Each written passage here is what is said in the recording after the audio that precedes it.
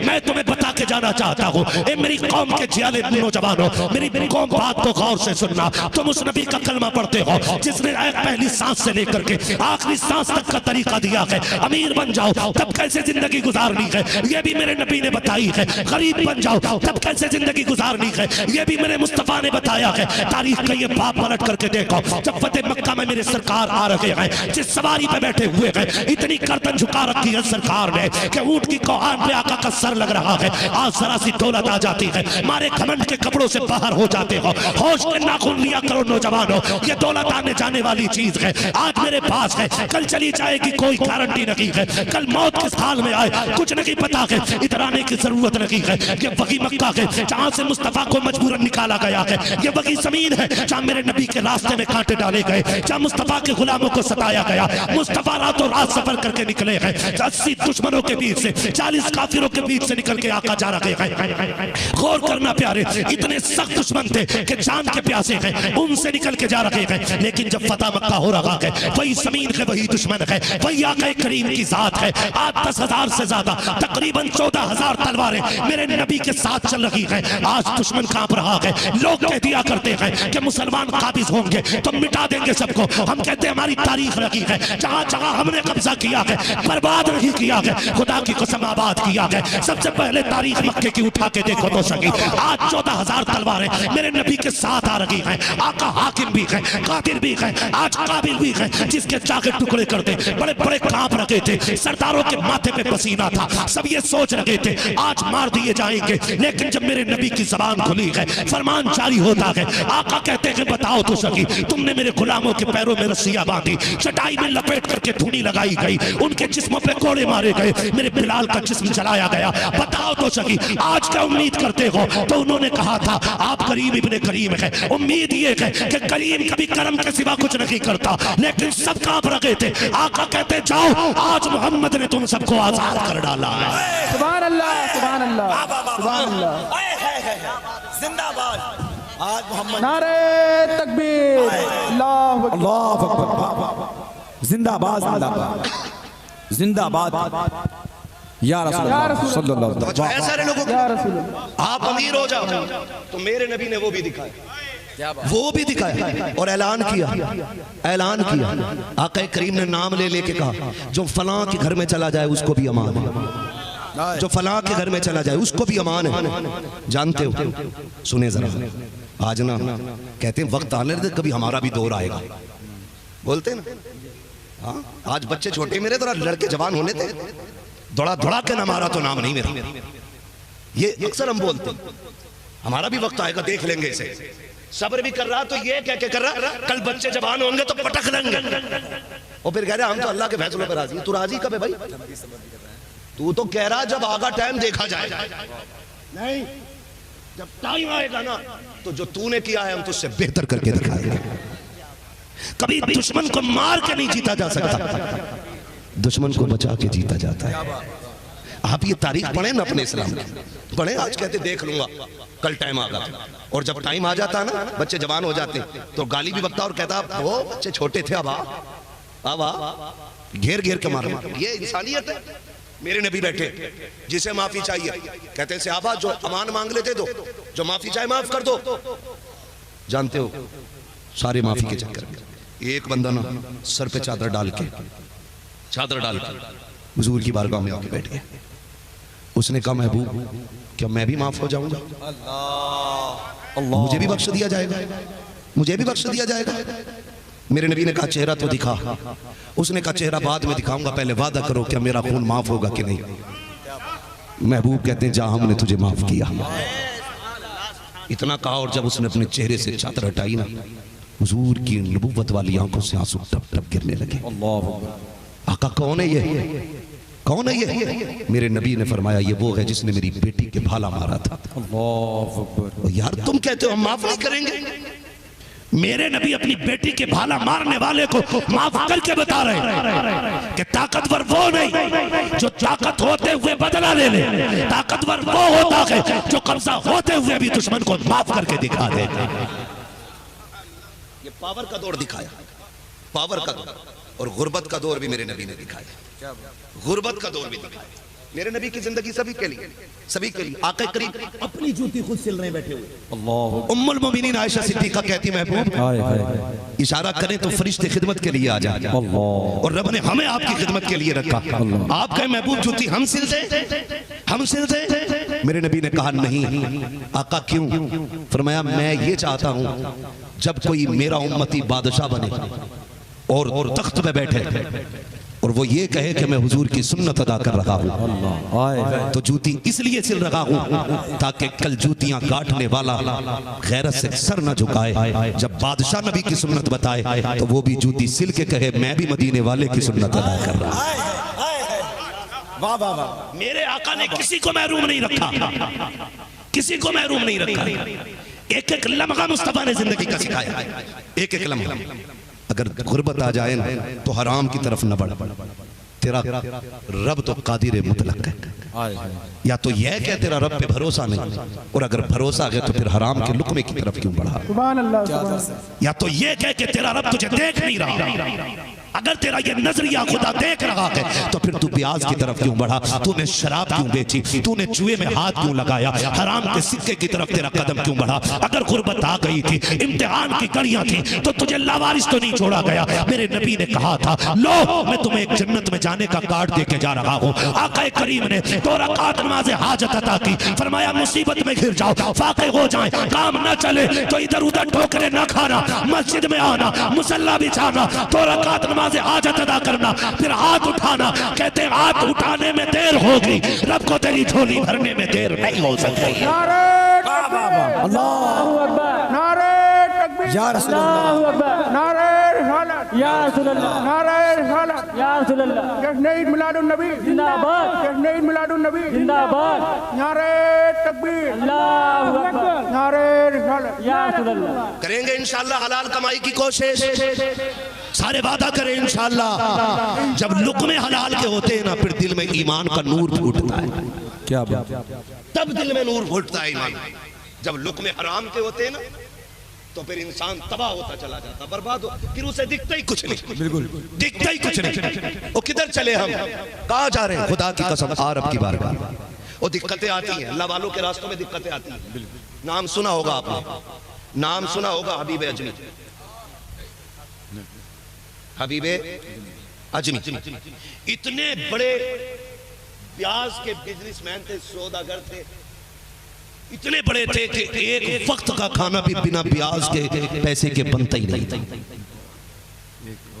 समझ गए बात, समझो है ना, थके तो नहीं ना अभी मेरे पास 15 मिनट का टाइम। सुन ले जरा, अल्लाह करे ये बात दिलों में उतर जाए। एक वक्त का खाना भी बिना ब्याज के पैसे के नहीं बनाते थे, बनता ही नहीं।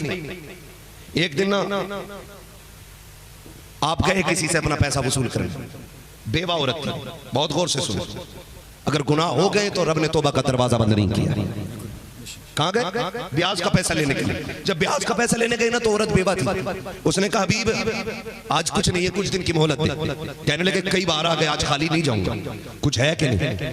वो लोग सच्चे थे, उनके मकान कच्चे होते थे लेकिन ईमान के पक्के होते थे। आज जितना पक्का मकान हो रहा है ना उतना ही कच्चा हमारा ईमान हो रहा है ना। उन्होंने कहा ना बताना कुछ है घर में। उसने कहा हबीब कई दिन से बच्चे रो रहे थे गोश्त के लिए, बड़ी मेहनत से मुझे गोश्त का एक टुकड़ा मिला है, बस वही है। कहने लगे वही लाके दे। औरत रोई, हबीब बच्चों पे तरस खा, मेरे बच्चों ने बहुत दिन के बाद गोश्त की सूरत देखी है, खाने देना। गए जबरदस्ती छीना, वो घर लेके आए। बीवी ने कहा हबीब कहाँ से लाए? कहा कि फला औरत के यहाँ गया था, कुछ नहीं मिला, गोश्त का टुकड़ा ही ले आए। बीवी ने रो के कहा हबीब डर अल्लाह से, मुझे डर लगता कहीं रब का अजाब ना आ जाए, कम से कम बेवा पे तो तरस किया होता, उसके बच्चों की हाय ना लग जाए। हबीब अजमी की बीवी कह रही है उसके बच्चों की हाय ना लग जाए। कहा चुप कर, ये मेरा काम है तेरा नहीं, तू खाना बना, मैं नहाने जा रहा हूँ। आप नहाने के लिए गए, बीवी ने खाना बनने रखा। हबीब अजमी नहा के वापस आए, बीवी से कहा खाना बन गया? कहा अभी देखती हूँ। जब हांडी का ढक्कन खोला ना तब उसमें गोश्त नहीं था, एक एक रेजा रेजा गोश्त का खून बन चुका था। अल्लाह, एक एक रेजा गोश्त का खून बन गया था। तड़प गई औरत। हबीब मैंने कहा था कहीं अल्लाह का अजाब ना आ जाए। देख आज रब का अजाब आ गया है, गोश्त का खून बन गया है, कलेजा धक धक हो गया हबीब का। अब क्या किया जाएगा हबीब, वक्त है तौबा कर ले। अभी गोश्त खून बना है, अभी रगों का खून ठंडा नहीं हुआ है, अभी सांसें चल रही है, तौबा का वक्त है, आ जा। हबीब अजमी ने इरादा कर लिया, तौबा करने की नीयत से जा रहे हैं। खुदा की कसम देखो तो सही जब गुजर रहे हैं। बच्चों ने देखा हबीब अजमी जा रहे हैं, कहते हैं बच्चों पीछे हट जाओ, वो देखो इतना बड़ा पापी आ रहा है, अगर इसके पैर की धूल उनके कपड़ों पे लग गई हम सारे जहन्नमी हो जाएंगे। जैसी इतना हबीब ने सुना है चीख निकल जाती है, मेरे मालिक मैं तो तेरा गुनहगार था, कम से कम मखलूक में रुसवा न कर, ए मेरे परवरदिगार इन बच्चों के आगे जलील न कर। रोते जा रहे हैं, वली की बारगाह में गए, सच्चे दिल से तौबा की है, वापस आ रहे हैं। अब वही बच्चे देख के कह रहे हैं हट जाओ, वो देखो हबीब आ रहा है, अब जहन्नमी नहीं है, इसका चेहरा बता रहा है ये जन्नती हो गया है, अब भी रास्ता छोड़ दो। एक ने कहा क्यों, कहा पहले इसलिए रास्ते से हटे थे कहीं इसकी खाक हम पे न पड़ जाए, अब इसलिए हट रखे हैं कहीं हमारी खाक इस पे न पड़ जाए। अल्लाह अकबर। हबीब घर आए हैं, अब अल्लाह की तस्बीह में लग जाते हैं। कई दिन के फाके हो गए। एक दिन बीवी ने कहा था मेरे सरताज देखो तो सही, अब क्या करना है, अब कोई रोजी घर में रखी है, बच्चों के फाके देखे नहीं जाते हैं, हबीब कुछ तो करो ताकि बच्चों को लुक़मे मिल सके। हबीब कहते हैं मेरी शरीके हयात है, मेरी ज़ौजा, क्या कर सकता हूँ मैं, मेरा बिजनेस का काम था, आज तक कोई काम करने की आदत नहीं पड़ी। कहती मंडी चले जाओ, कितना तो कर लाओगे, कम से कम बच्चियों का पेट भर जाए। हबीब कहते हैं ठीक है कल मंडी जाऊंगा। अगले दिन बीवी ने थैला लिया, शोहर के हाथ में दिया, कहा जाओ मेरे सरताज शाम को आना तो इसमें राशन लेके आ जाना। अल्लाह अकबर। हबीब चले गए, जैसी बगल में थैला दबाया है मंडी की तरफ जा रहे हैं। बीवी हो तो ऐसी होनी चाहिए, आवाज दे के कहती हबीब इय्याका वल हराम, खबरदार खाली आ जाना, आज भी हराम का लुकमा नहीं लेके आना है। हबीब अजमी ने रोते हुए बीवी को देखा, चल दिए मंडी की तरफ। मंडी में आके खड़े हो गए हैं, लेकिन साहिब अब तो दौर चालाक लोगों का है, होशियार लोगों का है, अब तो बड़े बड़े अक्लमंद लोग पैदा हो रहे हैं, कोई किसी की मदद करने तैयार नहीं है। हम तो मंडी भी जाते हैं तो ताकतवर मजदूर लेके आते हैं ताकि 100 रुपए ले, 120 की ईंटें उठा के डाले, 200 रुपए ले, 400 का काम करे। और तुम्हें खुदा का वास्ता हमेशा जीत जाना जीत नहीं होती है, कभी हार जाना भी जीत होती है। हमेशा फायदे के सौदे कभी कामयाब नहीं होते हैं, कभी घाटे के सौदे कर लिया करो। खुदा की कसम जब तुम रब की रजा के लिए घाटे का सौदा करोगे, मदीने वाला भी राजी हो जाएगा, काबे वाला भी राजी हो जाएगा। अल्लाहु अकबर। या रसूल अल्लाह जिंदाबाद जिंदाबाद जिंदाबाद सलामत रहो। जिंदाबाद। यार अल्लाहु अकबर। या रसूल अल्लाह। तवज्जो है ना सारे लोगों को। अल्लाह आपको सलामत रखे मेरे भाई। सुने जरा, मंडी भी जाते हैं ना तो हम तो ताकतवर बंदर ढूंढते हैं, देखते भाई कितनी ईंट उठा लेगा, मसाला कितना, गड्ढा कितने खोद ले, कमजोर को कोई लाते ही। और यार कभी रब की रजा के लिए कभी कमजोर को भी लाया कर। क्या बात है, क्या दर्द। मंडी में जाके खड़े हो गए, मंडी में जाके खड़े हो गए, मंडी में सुने बहुत, मंडी में जाके खड़े हुए ना, सबने देखो सफेद बाल है, ये क्या काम करेगा, छोड़ दिया, छोड़ दिया। जब आधा दिन चढ़ने लगा ना, और जब देखा कोई लेके जाने तैयार नहीं, खुद आप कहने लगे यार मुझे ले चलो, अल्लाह मुझे ले चलो, आधे पैसे दे देना, मुझे ले चलो काम, आधे पैसे ले लेना। खुदा की कसम बच्चों की भूख बाप को कहां ले आती है। मैं एक बात नौजवानों आपसे कहूं, बाप हर तूफान से लड़ जाएगा, हर मुसीबत का सामना कर सकता है, लेकिन बाप भूखे बच्चों का चेहरा नहीं देख सकता है, सुभान अल्लाह, नहीं देख सकता। मैं कभी फिलिस्तीन की तस्वीर देखता हूँ ना, रोना, मैं कहता हूँ हमारे बच्चे की पसंद का खाना ना मिले तो हमारे चेहरे उतर जाते हैं। फिलिस्तीन वालों तुम्हारे ईमान को सलाम, तुम्हारे हौसले और जुर्रत को सलाम। तुम्हारे बच्चे एक एक महीने से फाके हैं और किसी बेगैरत अरब को गैरत नहीं चल रही है। दिल दुखता है। और उनके खलेरे मुसेरे भाई भारत में चीख के कहते अरब वालों को बुरा मत कहो, सऊदिया वालों को बुरा मत कहो। गैरत नहीं आती है जब तुम्हारे सऊदी खालू अय्याशी में डूबे होते हैं, फिलिस्तीन के बच्चे पानी को तरसते हैं, तुम सऊदिया के अंदर शराब फ्री बांट रहे हो, तुम्हें गैरत क्यों नहीं आती है? फिलिस्तीन में मुस्तफा जाने रहमत की उम्मत की शहजादियां एक वक्त के पानी को तरस रही हैं और तुम अय्याशी के पानी में डूबे हुए हो। किसकी हिमायत की बात करते हो? खुदा की कसम तुम्हारे आगे के खाने कुत्ते तक न खाएं, वो देख नबी की उम्मत की भूखी शहजादियां रोटी के लिए तड़प रही है, तुम किसी अपना कह रहे हो। और यार अगर गैरत होती, मुस्तफा वाले होते। आओ मैं कुछ और नहीं कहना चाहता, बस इतना बताना चाहता हूँ, इन सऊदी बदमाशों ने शराब के अड्डे खोले, फिलिस्तीन नहीं देखा, अय्याशी के अड्डे खोले, फिलिस्तीन नहीं देखा, सिनेमा हॉल चालू किया, फिलिस्तीन नहीं देखा, इन्होंने शोरूम खोले ऐसे जिसमें औरतें नंगी जाती हैं। सऊदी अरब के बदमाशों ने फिलिस्तीन के गरीब नहीं देखे, दिल दुखता है हमारा।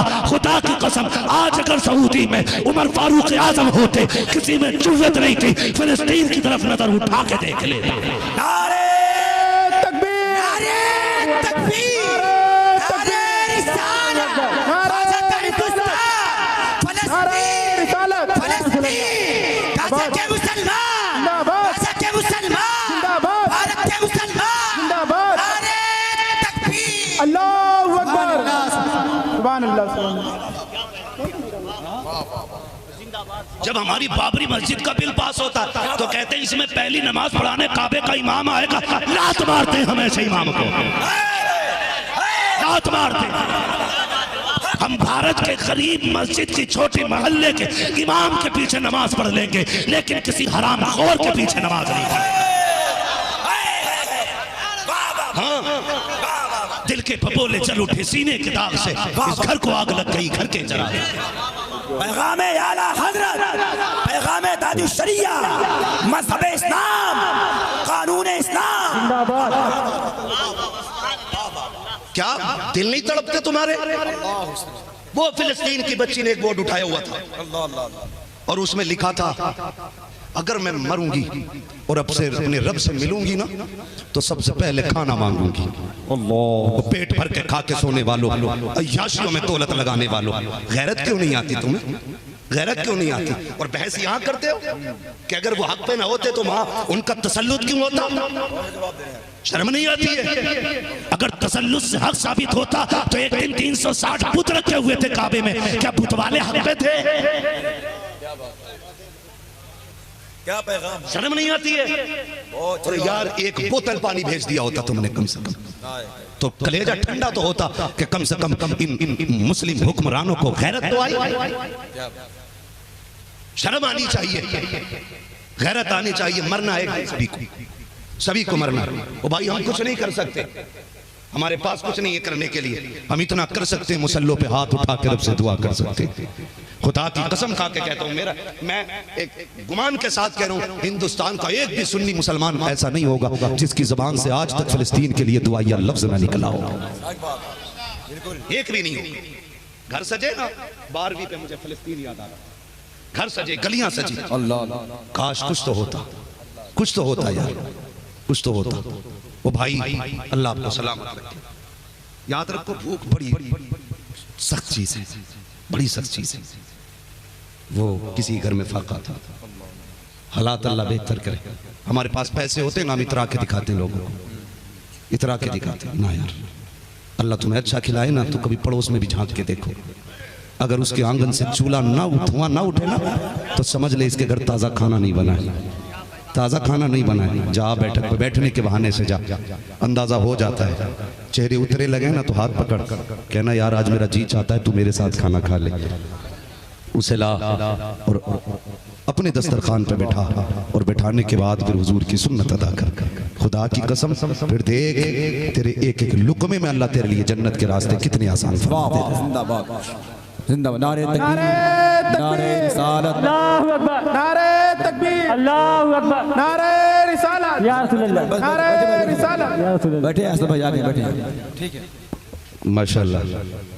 आप देख रहे हैं मद्दाहे खैरुल अनाम, नाशिरे मसलक आला हजरत, शायरे मसलक आला हजरत, हज़रत असद इकबाल कलकत्तवी साहिब क़िबला दामाज़िल्लाहुल की आमद हो चुकी है माशाअल्लाह। जो ऑपरेशन मैं घंटों में करता हूँ ना, वो ऑपरेशन असद भाई मिनटों में कर देते हैं, है ना। हमारी घंटों की बातें ये मिनटों में लपेट के ना छुट्टी कर देते हैं।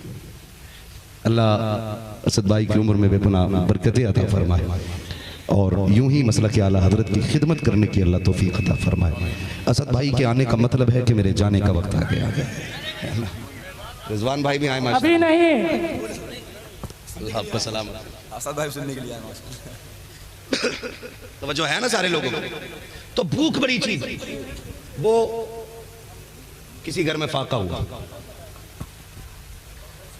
कई दिन की फाका कशी के बाद इत्तेफाक से ना वालिद का इंतकाल हुआ। जब वालिद का इंतकाल हुआ ना, तो फिर मोहल्ले वालों ने भाती की रोटी होती है ना जो मैयत के घर जाती है ना, उसको क्या बोलते हैं इधर, मैयत की रोटी समझे ना, मैयत की रोटी भेजी। घर वालों ने उस दिन पेट भर के खाना खाया। फिर कई दिन के बाद बच्चे ने फिर कहा, अम्मी अब हमारे घर में मैयत कब होगी। माँ ने कहा, बेटी बात क्या है। उसने कहा, उस दिन पेट भर के खाना मिला था जब अब्बा का इंतकाल हुआ था, अब फिर कोई जाएगा तो शायद फिर तभी पेट भर के खाना मिले। वो यार ख्याल रखा करो, ख्याल रखा करो सबका। सबसे बड़ा सदका जो है ना वो भूखों को खाना खिलाने का है। भूखों को खाना, आज सब रो रहे हैं बरकत नहीं है। बरकत तो थी और है, हम हासिल नहीं कर पा रहे, दिलों में जगह नहीं रहती। क्या दौर नहीं बदल गए। पहले मेहमान आता था तब लोग खाना खाते थे, आज चला जाता है तब लोग खाना खाते। बदलने के तरीके, पहले आगे की रोटी कुत्तों को उठा के डाल देते थे, आज पहले कुत्ता मार के भगाते फिर खाने बैठते। पहले के बुजुर्ग कितने अच्छे थे, टूटे फूटे दाने रख देते थे, दोपहर में सुबह में परिंदों को डालते थे, वो खाते थे, फिर कहते थे शुक्र है रब के मेहमान खा के चले गए। आज है ये हौसले, आज है ये गुंजाइश नहीं ना। आज तो मेरा बस चले तो मैं छीन के खा लूं, ये कंडीशन हमारी। खुदा रा बदले अपने आप को। तो बच्चों की भूख अभी भी अजमी को ले गई मंडी, किसी ने नहीं लिया। कहने लगे यार ले चलाते दे दे। कहा बाबा ये तेरी उम्र आराम की है, काम की नहीं है। ओ भाई वो क्या कहते हैं, ज्ञान देना, ज्ञान देना एकदम शुरू कर देता। कोई 4 दिन का लौंडा ही क्यों ना हो। क्या वो नहीं जानता कि मेरी कमर अब झुक गई है, मुझे आराम करना चाहिए। तुम बताओगे कि उम्र काम की नहीं है। ओ भाई अगर झुकी उम्र में भी कोई आया मंडी तो सोच मजबूरी ले आई, मजबूरी ले आई। हम तो बड़ी जल्दी में रहते हैं। जब से टिर्री चली है ना, टिर्री यहाँ क्या बोलते हैं, टुक टुक के टिर्री क्या बोलते हैं, टुक टुक पे भी कोई शेर थी। तवज्जो है ना। हाँ तो ये जो जब से टिर्री चली है ना, तो ये वही लोग लेके आए अल्लाह ने जिन्हें गुंजाइश दी। लेकिन आज भी बहुत गरीब लोग पैर वाला रक्षा लेके चलते। देखा होगा तुमने ना, कानपुर लखनऊ पैर वाला रक्षा। तो हम लोग क्या करते हैं, भाई जल्दी जाना, तो रक्षे वाले को हमने नजरअंदाज किया और टुक टुक में बैठ गए। वो भाई 5 मिनट देरी से तो पहुंचेगा ना, ये 10 रुपए उस रक्षे वाले के साथ बैठ के देते। हो सकता है ये भी बच्चों से राशन का वादा करके आया हो। कितने साइकिल रक्षे वाले खाली लौट जाते हैं, लेकिन वक्त बचाने के चक्कर में हम किसी गरीब पे ध्यान नहीं देते। ये छोटे छोटे काम लगते हैं ना, ये बड़े बड़े काम आ जाएंगे, बड़ा काम निकालेंगे।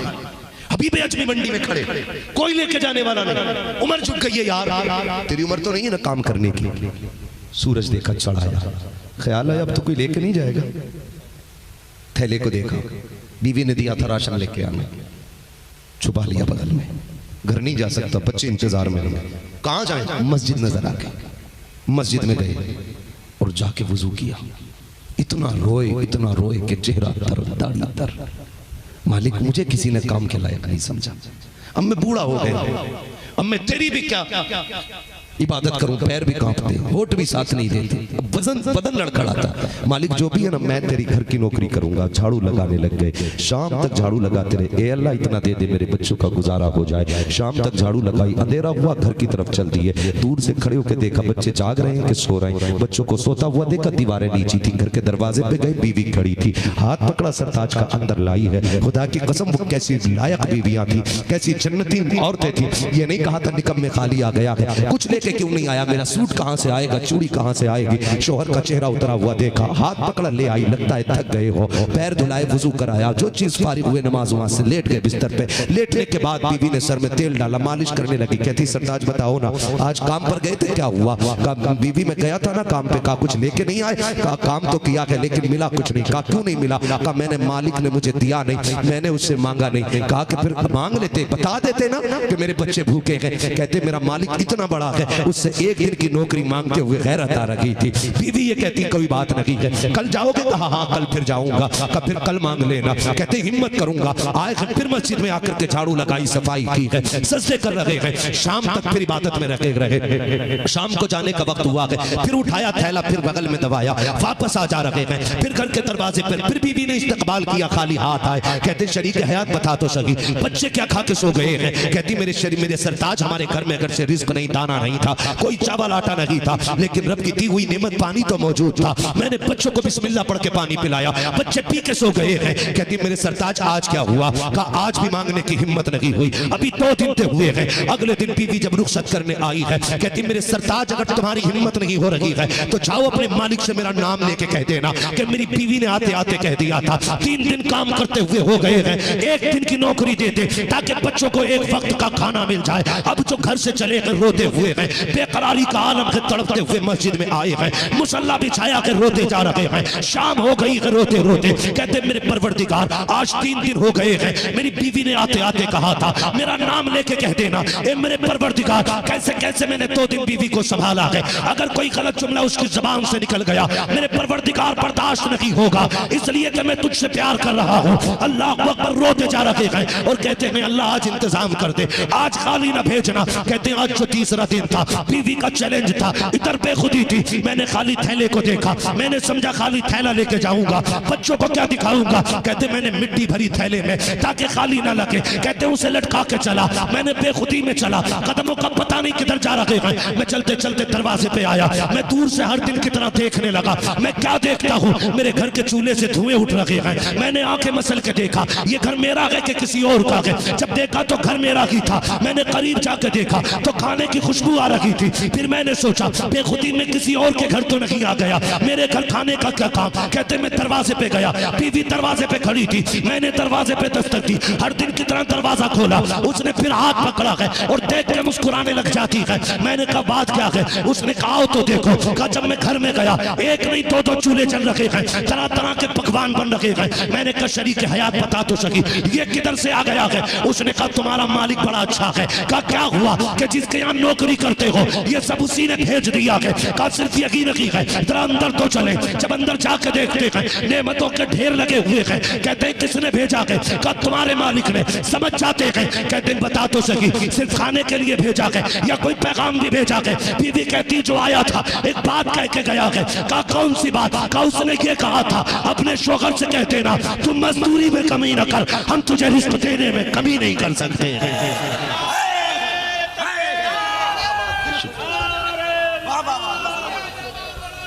शुक्रिया, जज़ाकल्लाह।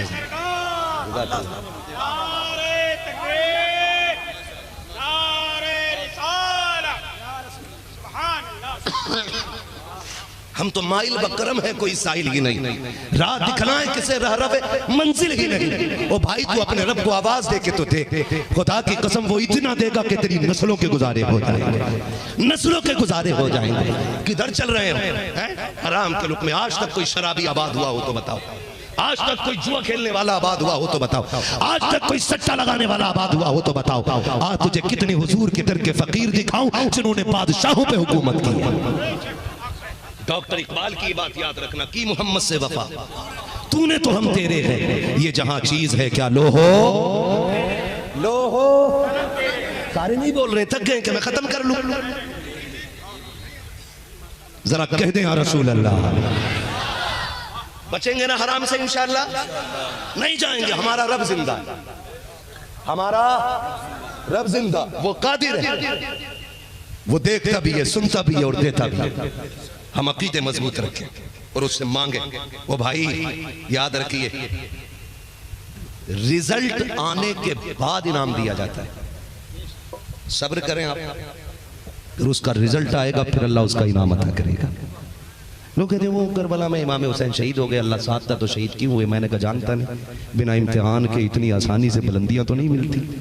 हुसैन पे इम्तिहान आया करबला में, उन्होंने सब्र करके दिखाया, आखिरी सांस तक रब का शुक्र अदा किया, और फिर जो रब ने इनाम दिया ना, खुदा की कसम क़यामत तक यही नारे लगेंगे, तेरी नस्ल पाक में है, तू है ऐने नूर तेरा सब घराना नूर का। तो मुश्किलें आती हैं, आए किसी पे नेक रास्ता इख्तियार करने के बाद मुश्किल, तो हिम्मत नहीं तोड़नी।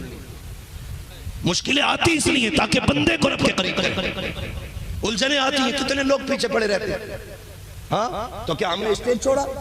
असद भाई ने ये लाइन छोड़ी, जिसका जो ची में आया पका, लेकिन फर्क क्यों नहीं? कोई फर्क नहीं पड़ा। हम तो यही कहते रहे, एक तरफ आदाए थी, एक तरफ है हाशिदी, बंदा है तन्हा शाह, तुम पे करोड़ों दुरूद। हमारा तो यही शेवा, कोई फिक्र नहीं, अल्लाह से मानो, दुख हो रब को मना, वो देता है।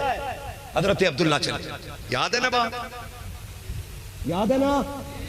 हजरत अब्दुल्ला शरीक याद प्रदेश जा रहा, हमारे तीसरा मिंबर आने वाला है, कुछ करना चाहिए। बीवी ने कहा सरताज जा रहे हैं, कब आओगे? का दिल थोड़ा न करे, साथ आएंगे, जिंदगी भर मोहब्बत से रहेंगे, तुम्हारे हाथ की पक्की रोटी खाएंगे। सारे वादे करके आप गए, लेकिन मशीयत को कुछ और ही मंजूर था। मदीने शरीफ चले गए अपने ननियाल, तबीयत खराब हो गई और आपका इंतकाल हो गया। घर ना, मैं तफसील से इधर नहीं जाना चाहता। हजरत अब्दुल्ला कहीं विसाल हो गया, सैयद आमीना तन्हा रह गए। 3 महीने का अरसा गुजरा, 3 महीने का। हुजूर माँ के शिकम में आए, फरमाती जब चौथा महीना आया ना, मैं तो अपने अब्दुल्ला के गम में रोती रहती थी, दिन को भी रोना, रात को भी रोना। मैं एक बात कहूँ ना, मेरी बहनें सुने, मेरी माँ भी सुने, मेरी बेटियां भी सुने, कान खोल के सुने। ये जो रियल लाइफ है ना, रियल लाइफ जिसे हम नाटक कहते हैं, ड्रामे है ना, अम्मा नमाज के इंतजार में इतनी डट के नहीं बैठेगी जितना सीरियल के इंतजार में बैठी रहती है। अंधेली को दिखता कुछ नहीं, टाइम नहीं जानती, लल्ला क्या बज गए। अम्मा क्यों परेशान है? सीरियल आगा ना, सास बहू वाला, वो देख लो। ऐसे ऐसे सीरियल बेड़े तबाह कर दिए सीरियलों ने, घरों को गलत करती जिंदगी। सीरियल देखना, वो आ रहा है ना सास बहू, वो चल रहा है, वो नाटक देख रहे। इससे कहते कुरान पढ़, तो कहती टिकता नहीं। इतना मोटा चश्मा लगा के इसे कुरान नहीं दिखता, और दूर बैठ के बैठी है, पूरे घर की सदर बन के बैठती है टीवी के आगे। सही कह रहा हूँ सब भाई? हाँ।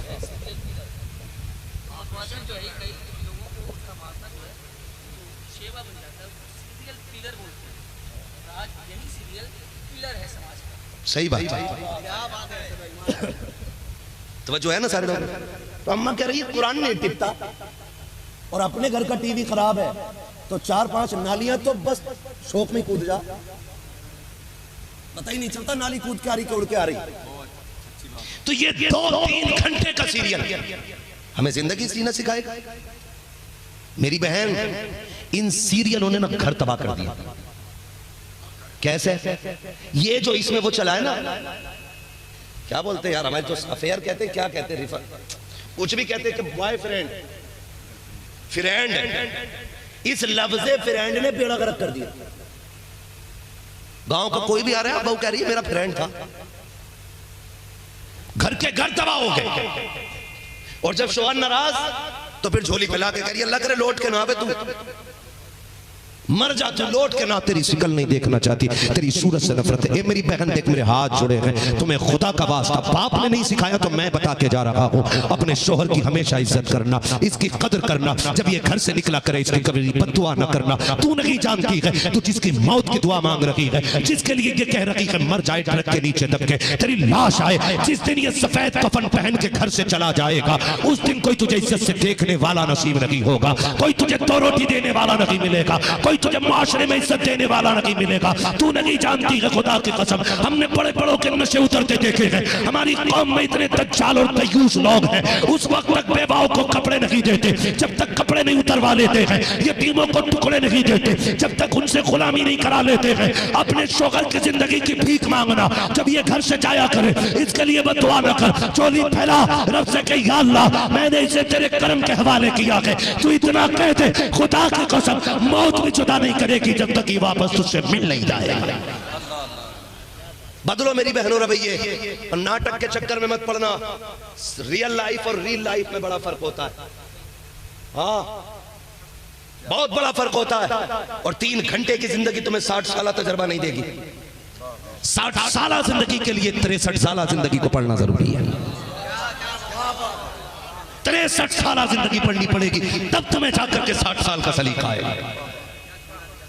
हाँ ओ भाई बदलो, हुजूर के किरदार को अपनाओ। हजरत अब्दुल्ला गए, 3 महीने का अरसा हुआ है, हुजूर माँ के शिकम में आए हैं। 3 महीने के अरसे के बाद 4था महीना जैसी आया है, हजरत आमीना फरमाती मैं रोते रोते सो गई। मेरे ख्वाब में हसीन माजबीन बुजुर्ग आए, मुझसे आके कहने लगे आमीना मुबारक हो। मैंने कहा मेरा सरताज चला गया, मेरा शोहर चला गया, जिंदगी की खुशियां खत्म हो गई, आप मुबारक किस बात की देने आए हैं? कहने लगे आमीना मैं इस बात की मुबारकबाद देने आया हूँ कि तू नबियों के इमाम की माँ बनने वाली है, नबियों के इमाम की माँ बनने वाली है। अब बताए ना कौन है आप? मुस्कुरा के कहा मुझे नहीं पहचाना, मुझे आदम सफीउल्लाह कहा जाता है, मैं मुबारकबाद देने आया हूँ। सैयदा आमीना कहती जिस दिन वो मुबारकबाद की पहली खुशखबरी आई ना, उसी दिन अगले दिन मैंने देखा मेरे माथे पे पसीना आया, मैंने दुपट्टे से साफ किया, मुश्क की तरह पसीने से खुशबू आ रही थी। मैं यही रुक के कहना चाहता हूँ, जो कहते हैं मिलाद मनाना शिर्क है, बता तो सही है पसीने में खुशबू कौन पैदा कर रहा है? मुबारकबादी कौन देने आ रहा है? किसने हजरत आमीना को इतनी इज्जतें बख्शी है कि नबी मुबारकबाद देने के लिए आ रहे हैं? और बगैर तो ईमान का हिफाजत करो अपनी, कम से कम आखिरत के बारे में सोचो। तुम कहते हो मिलाद बनाना शिर्क है, अरे मिलाद कहते किसे है? उनकी जुल्फों की बातें, उनके चेहरे की बातें, उनकी निगाहों की बातें, उनके वजूद की बातें, उनके चलने की बातें, उनके बैठने की बातें, उनके आने की बातें, उनके जाने की बातें, ये मिलाद है। ये बातें पहले भी होती रही है, बाद में भी होती रही है। अगर आने से पहले तज़किरे जायज है तो आने के बाद मेरे नबी की बातें जायज क्यों नहीं हो सकती? सोचे तो सही है। कह रहा ये फला जगह का इमाम है, इसके पास सबसे बड़ी सनत है शिरक की, ये फला जगह का इमाम है, इसके पास सबसे बड़ी सनत है बिद्दत की। मैं कहता हूँ बिला वजह में 18 साल मदरसे की रोटी खराब की बगैर जो इश्क़ नबी छोड़ के पढ़ते हैं बुखारी, आता है बुखार उनको नहीं आती बुखारी है। 12 साल पढ़ के आके अब भी कह रहा शिरक है। हाँ, गैरत करे, शर्म आनी चाहिए। हजरत आमीना क्या कहती है? माथे से पसीना, पसीने में मुश्क की खुशबू। कहती मैं छुपाना चाहती थी उसे, जब मैं छुपाने लगी ना तो मैंने सोचा धो लूं, जब मैंने उसको धुलाना तो कहती दुपट्टा तो दुपट्टा जो पानी गिर रहा था उससे भी मुश्क की खुशबू आ रही थी। देख तेरा मेरा नबी है कौन? सैयदा आमीना कहती उससे भी खुशबू आ रही है। ये बात बरेली की नहीं कर रहा हूं मैं, पहले सुन लेना, ये नबी की अम्मी की बात बता रहा। बरेली वालों की बात भी करूंगा, बर्दाश्त हो तो करेंगे इंशाल्लाह, और हम तो करेंगे ही ना, क्योंकि बरेली वाले हम हैं और बरेली वाले हमारे हैं। तवज्जो है ना? नबी की अम्मी कहती है उसमें खुशबू, और दौर इतना खतरनाक था आज से भी ज्यादा। बेवा तो बेवा औरत का कोई वजूद नहीं था। मेरी बहन गुजारिश है, दुपट्टा सर से उतरने लगे ना तो मगरिबी तहजीब को मत सोचना, मदीने वाले की कुर्बानियां याद रखना। तू तो पैर की जूती समझी जाती थी, तुझे तो जीने का हक भी नहीं देता था ये जमाना। तुझे तो माँ अगर बेवा हो तो बेटे का खेल बना लेते थे, बेच देते थे बाजार में। बेटियां जिंदा काट दी जाती थी, दफन कर दी जाती थी, कोट कोट के मार दी जाती थी। आज जो तू घर अगर जीनत बनी है ना तो मगरिबी तहजीब की बदौलत नहीं, आमीना के लाल की बदौलत बनी है। हुजूर के सदक़े में सांसें मिली है, आक़ा करीम के वजूद का सदका है जो तू जिंदा है। मेरी बहन, मेरी बेटी, तेरे सर से दुपट्टा नहीं उतरना चाहिए। सैयदा आमीना कहती है मुश्किल दौर था, और प्लस में हम हो गए बेवा, और बेवा को मनहूस समझा जाता था।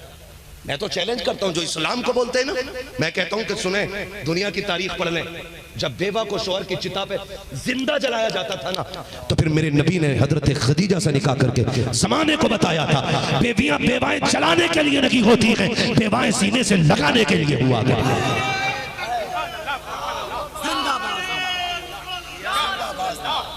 तवज्जो है ना सारे लोगों की।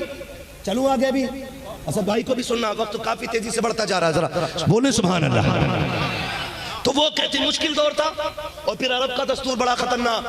कहती हमारे खानदान का दस्तूर ये था जब किसी का शौहर इंतकाल कर जाए, औरत को 1 साल तक खुशबू नहीं लगानी है, 1 साल तक अपने शौहर का सोग मनाना था।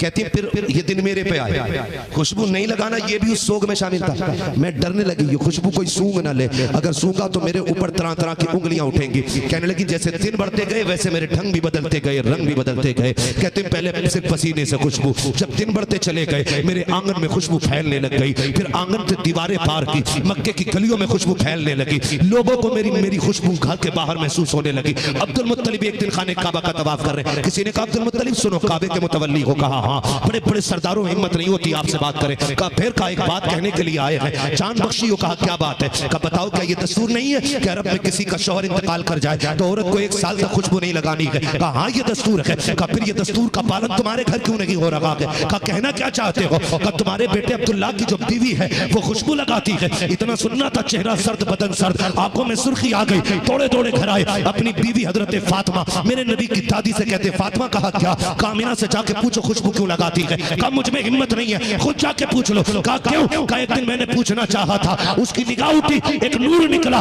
उस नूर की वजह से बेहोश होकर गिर गई थी। मुझ में ताकत नहीं है मैं आमिना से जबान लड़ा सकूं। जाओ जाके खुद पता करो। अब जरा गौर से सुनना प्यारे। हजरत अब्दुल मुत्तलिब कहते हैं अच्छा चलो तो सही, मेरी बात कराओ आमिना से। अंदर अब्दुल मुत्तलिब आ रखे हैं। पहले फातिमा मेरे नबी की दादी आती है, आके कहती है आमिना का जी अम्मी बेटी तुम्हारे वालिद आ रखे हैं। खुदा की कसम अदब देखिए, नबियों की इमाम की मां है, कोने में हया से सिमट के खड़ी हो रही है। अब्दुल मुत्तलिब अपने घर में आ रखे हैं, इजाजत लेके आ रहे हैं। जैसे अब्दुल मुत्तलिब आए हैं, सैयदा आमिना ने सलाम किया है। अब्दुल मुत्तलिब की नजरें झुकी हैं, हजरत आमिना की भी नजरें झुकी हैं। आज बेड़ा खरक हो गया हमारी कौम का। सीरियल देखने के बाद ससुर बहू के गले में हाथ डाल के कहता है ये तो मेरी फ्रेंड लगती है, ये मेरे साथ मेरी प्लेट में खाएगी। आग लगे तेरे रिश्तों को, गैरत क्यों नहीं आती है? ये बहू है फ्रेंड नहीं है, इसे दोस्त की नजर से नहीं, इसे बेटी की नजर से देख। अल्लाह तेरी नस्ल में भी बरकत देगा, तेरी घर में भी बरकत देगा।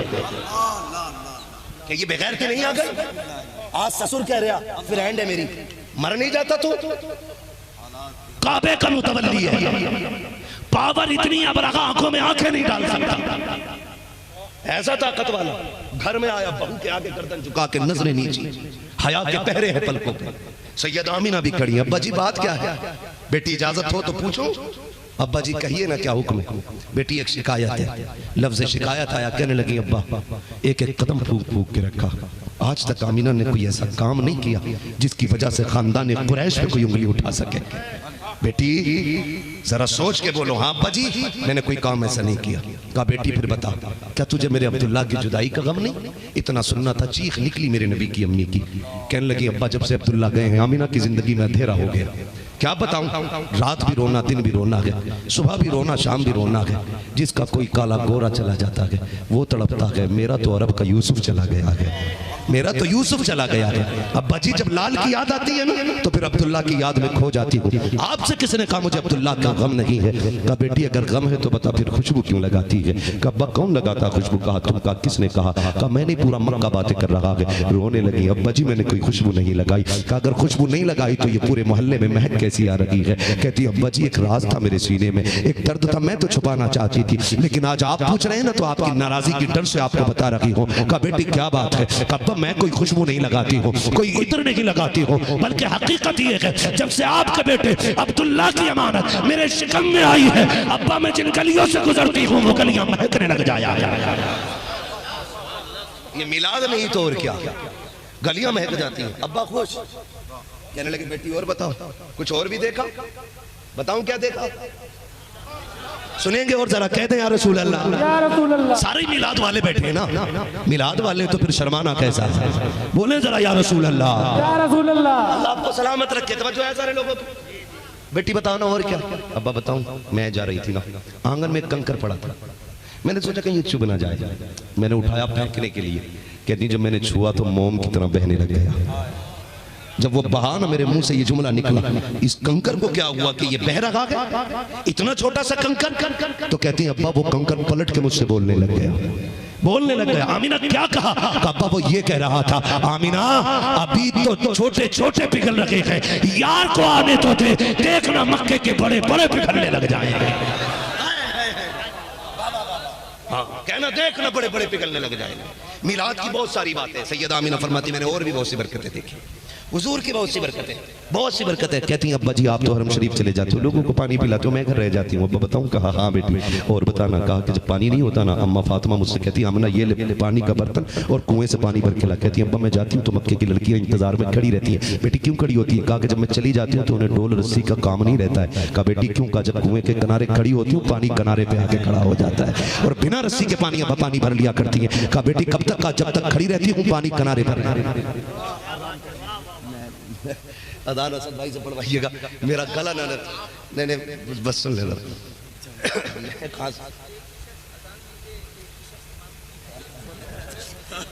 ये शख्स से जनाजा भी पढ़ा है।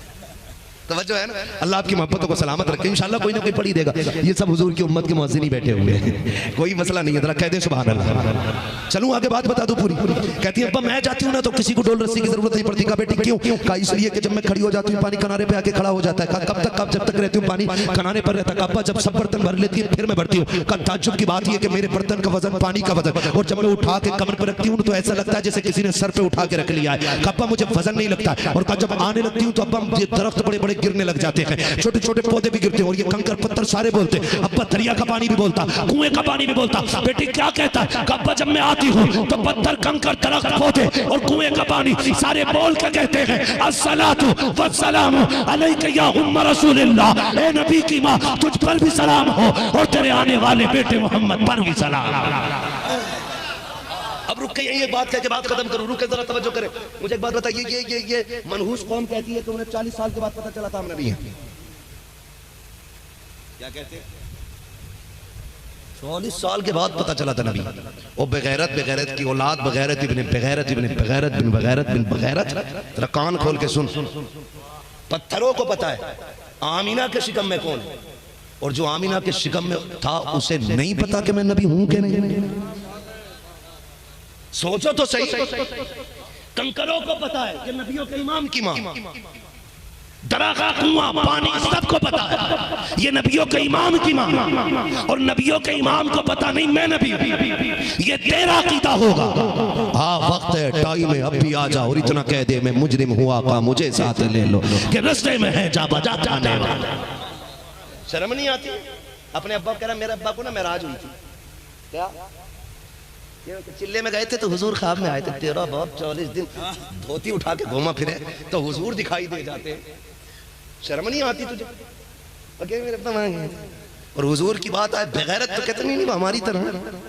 तू अपने अब्बा की तरह नहीं हो सकता, मेरे मुस्तफा की तरह हो जाएगा। मेरे इमाम ने क्या गलत कहा? सची तो कहा है। और तुम पर मेरे आका की इनायत न सकी, नजदियो कलमा पढ़ाने का भी आसान गया। कम से कम कलमे की वजह से झंडा लगा ले। शर्म नहीं आती? तवज्जो है सारे लोगों की? हाँ पुत्रों को पता ये कौन आने वाला है। और फिर नबियों के ये कहते हैं कि हमारी तरह ये पैदा हो तो बदबू पूरे मोहल्ले में, पूरा घर लीपा पोता जाता कि ये आए हैं। इनके आने के 40 दिन बाद मेरे हुजूर आए। सैयद आमीना फरमाती है फिर वो रात आई जिस रात में मेरा लाल आने वाला। उस रात को सुन्नी 12वीं शब कहते हैं। कहती हूँ उस दिन मुझे बड़ा एहसास था अपने शोहर की जुदाई का। 1 मिनट बचा है, क्या इंसाफ करूं मौजू के साथ। मसला यह है हमारे असद भाई के साथ तो फरमाइशें लगी रहती हैं। मैं वो आदमी हूँ भाई, मेरे आने से पहले 15-20 फरमाइशें होती कि इस पे भी बोलना, इस पे भी बोलना, इस पे भी बोलना। एक हंगामा मैशर हो तो भूलूं उसको, सैकड़ों बातों का रह के ख्याल आता है। 1.5 घंटा बोलते हुए हो गया है, अभी 1-2 मौजू पे बात हुई है, मुकम्मल उस पे भी नहीं कर पाया क्योंकि वक्त कम था। इंशाअल्लाह जिंदगी रहेगी ना तो फिर बात पूरी करेंगे। बस मैं आखिरी बात करके बात खत्म करने लगा हूँ। जरा कह दे सुभान अल्लाह। सुभान अल्लाह। फ्री में जन्नत चाहिए नहीं ना, वो सर कटाने पड़ते हैं यार तब जन्नत मिलती है। तुम सुभान अल्लाह कहते हुए भी डर रहे हो, बोलो इंद्रा सुभान अल्लाह। सुभान अल्लाह। अल्लाह आपको सलामत रखे। बस तवज्जो है ना सारे लोगों।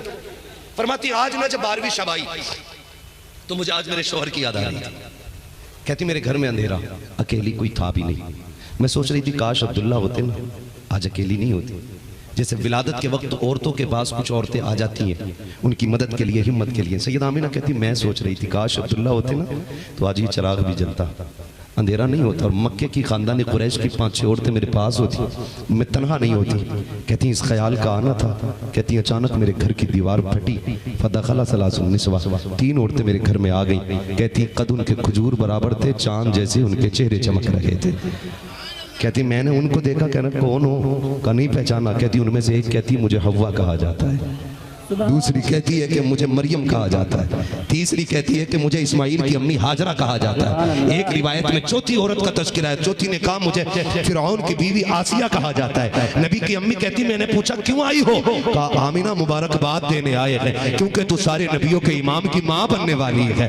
कहती वो मुबारकबादी दे के गई है। अचानक मेरे घर में चांद जैसी रोशनी फैल गई, मैंने मुड़ के सरहाने की तरफ देखा तो मेरे सरहाने में चांद जैसी खातून खड़ी है। मैंने कहा हो कौन, कहा मुझे जन्नती औरतों की हूर, जन्नती हूरों की सरदार कहा जाता है। कहा क्यों आई हो, कहा तेरी आंख में आंसू आया तो रब ने मुझे तेरी दाया बना के भेज दिया है, तेरी खिदमत के लिए आई हो। नबी की अम्मी कहती है मेरी बारगाह में प्याला पेश किया गया पानी का, वो पिया। कहती मेरा घर भी रब ने सजाया, आसमान के तारों से घर सजाया गया। कहती मेरा घर सजा है, और सजने के बाद उसके बाद कहती जब सहर का वक्त आया है फखरज मिन्नी नूर, मेरे जिस्म से नूर निकला। कहती जब मेरा शहजादा जलवागर हो गया मेरे जी में आया, देखो मेरे लाल की आंखें कैसी हैं, उसकी जुल्फें कैसी हैं, उसके नाक कान कैसे हैं। हर माँ चाहती है अपने बच्चे को देखे। सैयदा आमीना कहती है मैंने भी देखना चाहा, आओ सड़ो आके देखो, तुम पैदा हो बदबू आती है, मेरा नबी जलवगर हो रहा है। इमाम अहमद रजा ने नहीं, नबी की अम्मी कहती है जब मेरी नजर पड़ी, मेरी पहली नजर बेटे के चेहरे पे पड़ी, क्या देखती हूँ, मेरे लाल की आंखों में सुरमा लगा हुआ है। जब मैंने चेहरे को देखा आंखों में सुरमा है, बालों में तेल लगा हुआ है। फरमाती कंगा किए हुए तशरीफ लाए हैं, गुस्ल करके आ रहे हैं, मखतूनन खतना शुदा है, मकसूरन नाफ कटा हुआ है, मुअत्तरन इतने खुशबूदार थे कि मक्के की सारी गलियां महकने लग गई है। अल्लाह अल्लाह, ये कि मेरी तरह मेरा इमाम कहता उनकी महकने दिल के गुंचे खिला दिए, जिस राह चल दिए गए पूछे बस आती हो। फिर फरमाती आते ही मेरे नबी ने सजदे में सर रख दिया। नबी की अम्मी कहती है काना साजिदा, आते ही सजदे में चले गए। और कहती मैंने देखा मेरे लाल के होठ हिल नहीं, देखो क्या कह रहा है। कहती जब कान लगाई तो मेरा लाल कह रहा था रब्बे हबली उम्मती, रब्बे हबली उम्मती। जमील कादरी तड़प गए, कहने लगे रब्बे हबली उम्मती कहते हुए पैदा हुए। रब ने फरमाया कि बख्शा अस्सलातो, वो कहते मैं वो सुन्नी हूँ जमील कादरी मरने के बाद मेरा लाशा भी पढ़ेगा अस्सलातो अस्सलातो अस्सलातो वस्सलाम। मेरे हुजूर आए, आते ही सजदे में सर रखा, और जैसी सजदे में आए अल्लाह ने तमाम रुए ज़मीन को पाक फरमा दिया, तमाम रुए ज़मीन को। इधर हुजूर सजदे में, अब्दुल मुत्तलिब कहते हैं उधर काबा झुक गया। मेरा इमाम कहता जिनके सजदे को महराब काबा झुकी, उन भवों की लताफत पे लाखों सलाम। और मेरे इमाम ने अगली बात ही ख़त्म कर दी, क्यों झुका काबा, क्यों कहते हैं सुनो हाजियो आओ, शहनशाह का रोज़ा देखो, काबा तो देख चुके काबे का, काबे का काबा देखो, हश्र तक डालेंगे हम पैदाइशे मौला की धूम, मिसले फारस नजद के किले गिराते जाएंगे। क्यों वुसअते दी हैं खुदा ने दामने महबूब को, जुर्म खुलते जाएंगे आका छुपाते जाएंगे, जुर्म खुलते जाएंगे आका छुपाते जाएंगे। भाई हुजूर का मिलाद मनाते रहना, और हुजूर ने आने के बाद जो पैगामात हमें दिए हैं सब पे पाबंदी से अमल करना है इंशाअल्लाह। मेरे नबी का एहसान देखें, बाप पे मेरे नबी का एहसान, माँ पे मेरे नबी का एहसान, बहन पे मेरे नबी का एहसान, बीवी पे मेरे नबी का एहसान, भाइयों पे मेरे नबी का एहसान, हर रिश्ते से जिसे हम प्यार करते वो सब मेरे हुजूर के सदक़े में मिला गया। कैसे कैसे इंशाअल्लाह जिंदगी रहेगी ना तो फिर कभी आना होगा, इससे आगे इंशाअल्लाह बयान करेंगे। फरमाया गया वमा अरसलनाका इल्ला, ए महबूब हमने आपको सारे जहान के लिए रहमत बना करके भेजा। हुजूर अपनों के लिए भी रहमत बन के आए, हुजूर परायों के लिए भी रहमत बन करके आए हैं, हुजूर सबके लिए रहमत बन करके आए हैं। मैं तो कहता हूँ हर कौम को मेरे नबी की आमद पे झंडा लगाना चाहिए, क्योंकि हर कौम पे आमीना के लाल का एहसान है, हर कौम पे आमीना के लाल का एहसान है। मौला करीम हमें हुजूर से सच्ची मोहब्बत करने की तौफीक अता फरमाए, और मदीने वाले के दिए हुए तरीक़े और उसूल पे हमें चलने की तौफीक अता फरमाए। अल्लाह मुश्किल में हमें अपनी राह दिखाए, आफत में हमें अपनी याद का रास्ता अता फरमाए। अल्लाह हम सब की पेशानियों में सजदों की तड़प पैदा फरमा। मौला जब तक जिंदा रहे तेरे महबूब के सच्चे गुलाम बन के जिंदा रहे। जो लोग मेरे भाई दूर दराज से अहबाब चल करके आए हैं, खड़े होकर मेरे भाइयों ने बातें सुनी है, अल्लाह सबको उनकी मेहनत का सिला अता फरमाए और उनकी मेहनत के सिले में अल्लाह उनके माँ बाप को भी इसका सिला अता फरमाए। मौला करीम हमारी हाजिरी अपनी बारगाह में कबूल फरमाए और जो हुए गलत उनको माफ़ फरमाए। रब्बे कायनात जिंदगी ने दिया साथ, फिर होगी मुलाकात, चमन रहा फूल खिलेंगे, जिंदगी रही फिर मिलेंगे, मुसाफिर हम भी मुसाफिर हो तुम भी, किसी मोड़ पर फिर मुलाकात होगी। फकीरान आए सदा कर चले, सदा खुश रहो ये दुआ कर चले। सारे लोग कलमा शरीफ पढ़ लीजिए, ला इलाहा। मेरे भाई अल्लाह आपको सलामत रखे। बड़ी मोहब्बतों से आपने सुना है, खुदा की कसम मैं देख रहा हूँ एक बंदा भी उठ के नहीं गया था बीच में, एक बंदा भी। और उठ के जा कैसे सकता है? मैं अक्सर कहता हूँ अजमेर वाले के बैठाए ऊँट नहीं उठ सकते, मदीने वाले के बैठाए गुलाम कैसे उठ के जा सकते हैं। अभी तो भाई असद इकबाल कलकत्तवी साहब को भी सुनना है, माशाल्लाह मज़ा आएगा, सुनेंगे इंशाल्लाह। बहुत अच्छा पढ़ते हैं और जब पढ़ते हैं इनकी आवाज़ का तो जादू होता ही है, और फिर उस पर मसला के आला हज़रत की करम की बरसात आप देखिएगा माशाल्लाह। बहुत अच्छा पढ़ते हैं हमारे असद भाई, अल्लाह आपको सलामत रख के जज़ाए खैर दे इंशाल्लाह। बहुत अच्छा सुना भाई आजम साहब और इनके जुमला अहबाब रुफ़क़ा, अल्लाह सबकी मेहनत कबूल फरमाए। हमारे हसन भाई, मैं सबके नाम नहीं जानता हूँ, बस मैं जानूँ न जानूँ हुजूर जानते हैं। अल्लाह सबकी मेहनत अपनी बारगाह में कबूल फरमाए। हुजूर के लिए मेहनत की इन बच्चों ने, अल्लाह इन बच्चों को हुजूर की मोहब्बत का सिला अता फरमाए। जोर से मेरे साथ इन उलमा को गवाह बना के कलमा शरीफ पढ़ना, पढ़े जोर से, ला इलाहा इल्लल्लाहु मुहम्मदुर रसूलुल्लाह अस्तगफिरुल्लाह रब्बी मिन कुल्ली ज़ंबिन व अतूबु इलैहि व मा अलैना इल्लल बलाग। अस्सलामु अलैकुम व रहमतुल्लाहि।